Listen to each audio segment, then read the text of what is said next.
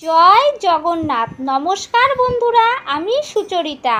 আমার রিয়ান সোনা সুচরিতার আরেকটি নতুন ভিডিওতে আপনাদের সকলকে স্বাগত জানাই।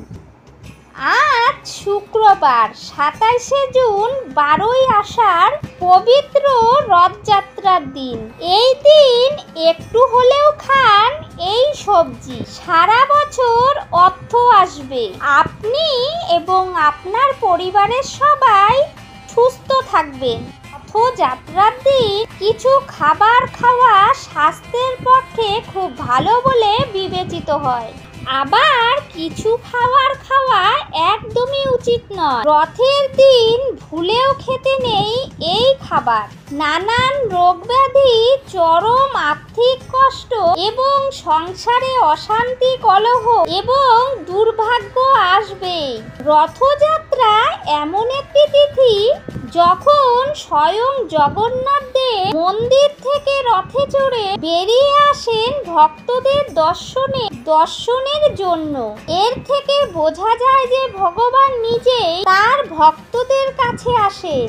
যারা মন্দিরে যেতে পারেন না, যারা নিস্তরঙ্গে আটকে পড়েছেন, এই কারণে বলা হয় ভগবানের প্রকাশের উৎসব। রথের দড়ি টানা মানে নিজের অহংকার, ইচ্ছা ও মোহকে পরিত্যাগ করে ভগবানের পথে আত্মসমর্পণ করা। যে ব্যক্তি ভক্তি ভরে রথ টানেন, বিশ্বাস করা হয় জীবনের বন্ধন থেকে মুক্তি পান।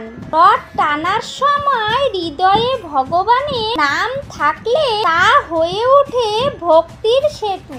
ভগবান জগন্নাথ দেব শুধুমাত্র রাজা বা দেবতা নন, তিনি আমাদের আপনজন। যিনি মাটির ঘ্রাণ জানে, মানুষের ভালোবাসা বোঝে। রথযাত্রার দিন সব জাতি, সব ধর্মের মানুষ একত্রেই রথ টানতে পারে।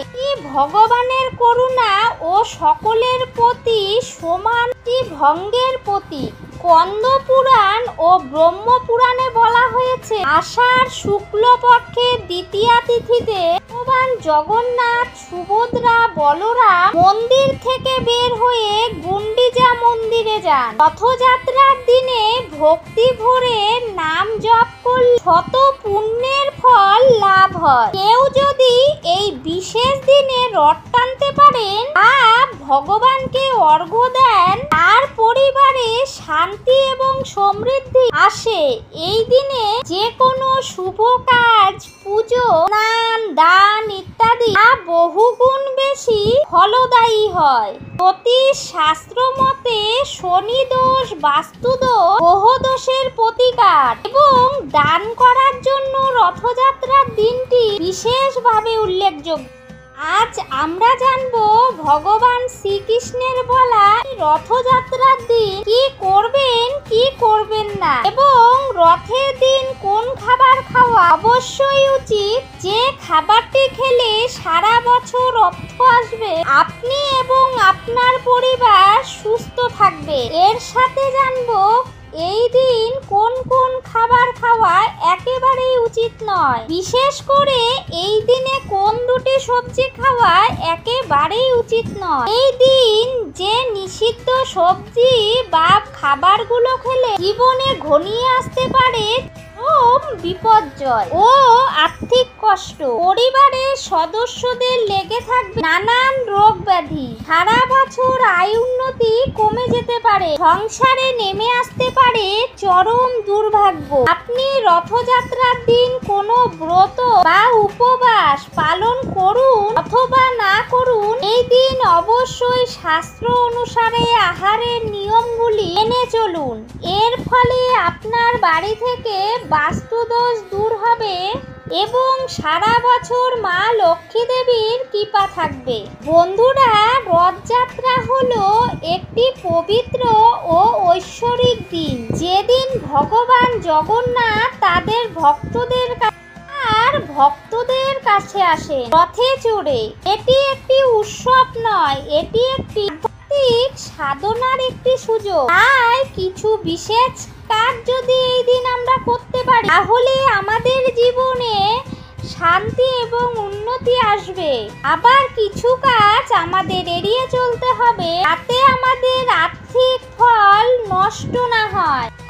পুরী ধামে রথযাত্রার দিন ভগবান জগন্নাথ তার ভ্রাতা বলভদ্র, ভগিনী সুভদ্রা রথে চড়ে 7 দিনের জন্য গুন্ডিচা মন্দিরে যান এবং উল্টো রথের দিন তারা পুরীর মন্দিরে ফিরে আসেন। এই যাত্রা কেবল ভগবানের নয়, এই যাত্রা ভক্তদেরও এক আধ্যাত্মিক যাত্রা। নিজের ভেতরে অহংকার, কাম, লোভ, মোহ পরিত্যাগ করে ভগবানের পথে চলা। রথযাত্রার উল্লেখ পাওয়া যায় স্কন্দ পুরাণে ও ব্রহ্ম পুরাণে ও পদ্ম পুরাণে। ভগবান শ্রীকৃষ্ণের রূপ হচ্ছে ভগবান জগন্নাথ। প্রতিটি রথ বিশেষ কাঠ দিয়ে হাতে করে তৈরি হয়, আবার পরের বছর নতুন রথ নির্মিত হয়। লক্ষাধিক ভক্ত দড়ি টেনে রথ এগিয়ে নিয়ে যান। ভগবান জগন্নাথের রথের নাম নন্দীঘোষ। লাল হলুদ রঙের 45 ফুট উঁচু এই রথে 16টি চাকা থাকে। এর প্রতীক হলো সুদর্শন চক্র।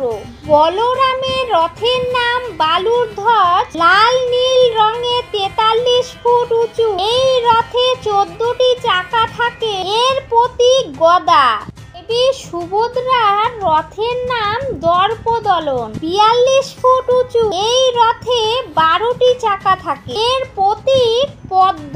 রথযাত্রার আধ্যাত্মিক অর্থ হলো রথ মানে ঈশ্বরী, দড়ি টানা মানে ঈশ্বরের সাথে আত্মিক বন্ধন। গুন্ডিচা মন্দির মানে হৃদয়, যেখানে ঈশ্বর বসবাস করে। রথের ভ্রমণ মানে আত্মশুদ্ধির যাত্রা। দিনে গঙ্গা বা পবিত্র নদীতে স্নান করা পবিত্র ফলদায়ী। এর সাথে সাধ্যমতো চাল, ডাল, ফল, জল, জামা কাপড় বা টাকা ইত্যাদি দান করার নীতি প্রচলিত। বিশ্বাস করা হয় রথ টানলে পাপক্ষয় হয়। বন্ধুরা, রথযাত্রার দিন নিষিদ্ধ সবজির মধ্যে প্রথমে যার কথা বলবো সেটি হলো পটল। এই দিন বাড়িতে কখনোই পটল রান্না করবেন না। পরিবারের কোনো সদস্যই এই দিন পটল ভাজা, পটল দিয়ে যে কোনো সবজি খাবেন না। শাস্ত্র মতে এই দিন পটল খেলে বাড়িতে রোগ ব্যাধি লেগেই থাকবে। রোগের পেছনে খরচ করতে করতে আপনি সর্বশান্ত হয়ে যাবেন। সুতরাং এই দিন পটল দিয়ে তৈরি কোনো খাবার আপনারা খাবেন। রথযাত্রার দিন যারা উপোস করবেন না তারা নিরামিষ ভাত, ডাল, নিরামিষ সবজি খাবেন। রথযাত্রার দিন সত্যনারায়ণ পুজো এবং লক্ষ্মী পুজো করলে মা লক্ষ্মী দেবী বিশেষ কৃপা পাওয়া যায়। এই দিন যদি আপনারা জগন্নাথ দেবের পুজো করেন তবে পুজোর শেষে সকলে মিলে প্রসাদ খাবেন। এই দিন জগন্নাথ দেবের গান শ্রবণ করুন। এই দিন গীত গোবিন্দ গান শোনা কোথাও রয়েছে। দ্বিতীয় নিষিদ্ধ সবজিটি হলো বেগুন। বেগুন একদমই খাবেন না। পরিবারের সকলেই এই দিন বেগুন ভাজা, বেগুন পোড়া বা বেগুনের যে কোনো রান্না আপনারা কিন্তু খাবেন না। রথযাত্রার দিন বিভিন্ন ব্রত পালনের সময় খাবারের ফল মূল, দুধ, শ্যামা চালের পায়ে, আলুর তরকারি কিংবা সিঙ্গারার আটা বা পানি ফলের আটার পরোটা, সাবুদানার খিচুড়ি আপনারা খেতে পারেন। উপোসের সময়ে রান্নায় সাধারণ লবণের পরিবর্তে গন্ধক লবণ এবং সর্ষের তেলের পরিবর্তে ঘি ব্যবহার করবেন। বিশুদ্ধ সিদ্ধান্ত পঞ্জিকা মতে এই দিন অর্থাৎ আজ 27শে জুন 2025 শুক্রবার সূর্যোদয় থেকে সকাল 11:20 পর্যন্ত দ্বিতীয়া তিথি থাকছে।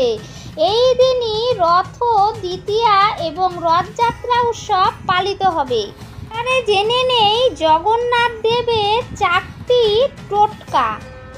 এই দিন যদি আপনারা এই টোটকা বা উপায় করতে পারেন সব থেকে ফলদায়ী হবে। আপনাদের সংসারে আয় উন্নতি বৃদ্ধির জন্য অত্যন্তই ফলপ্রদ। রথযাত্রার দিনে ভগবান জগন্নাথ দেবকে মনে সৎভাবে কিছু উপায় বা টোটকা করা যায় তা সংসারে আর্থিক সমৃদ্ধি ও সুখ শান্তির পথ খুলে দেবে। প্রথম উপায়টি হলো রথযাত্রার দিন 7টি 1 টাকার কয়েন জগন্নাথ দেবের কাছে জগন্নাথ দেবের চরণে অর্ঘ্য দিন এবং সেই মুদ্রাগুলি একটি লাল কাপড়ে বেঁধে নিজের টাকা রাখার স্থানে রেখে দিন। এটি লক্ষ্মী আকর্ষণীয় উপায় হিসাবে ধরা হয়, এতে আয় উন্নতি বাড়ে। দ্বিতীয় উপায়টি যার কথা বলবো, এই দিন গুড় বা তেল মিশিয়ে পিঁপড়েদের খাওয়ান। এটি করলে আর দেনা আর্থিক বাধা কমতে থাকে। অনেকে বিশ্বাস করে রথের দড়ির একটি সুতো যদি রেখে দেওয়া যাতে নজর কাটে, ঋণ মুক্তি ঘটে এবং বাড়ির আয় বৃদ্ধি পায়। তবে শুধুমাত্র সত্যিকারের রথ টানা হলে তবেই এটি সংগ্রহ করবেন, তাহলে ব্যবহার করবেন না। চতুর্থ উপায়টি হলো একজন গরিব মানুষকে খিচুড়ি, মিষ্টি বা জামা কাপড় দান করুন। এই দান ব্যবসার গ্রোথ, ইনকাম সোর্স বাড়ানো এবং দারিদ্রতা কমাতে সাহায্য করে। তবে সকল মিলে এই রথযাত্রার দিন অবশ্যই একটু হলে খান পাট শাক ভাজা। অবশ্যই সেটি প্রভু জগন্নাথ দেবকে নিবেদন করার পর খাবেন। এর ফলে মা লক্ষ্মী দেবীর কৃপায় সারা বছর অর্থ আসবে। আপনি এবং আপনার পরিবার সুস্থ এবং নীরোগ থাকবে। যদি পারেন জগন্নাথ দেবকে খিচুড়ি, দই, মিষ্টি ভোগ নিবেদন করুন। এই রথযাত্রার দিনে আমিষ খাবার গ্রহণ করবেন না। পেঁয়াজ, রসুন, মাছ, মাংস এগুলো খাবার গ্রহণ করবেন না। নেশা জাতীয় খাবার এই দিনে বর্জন করবেন।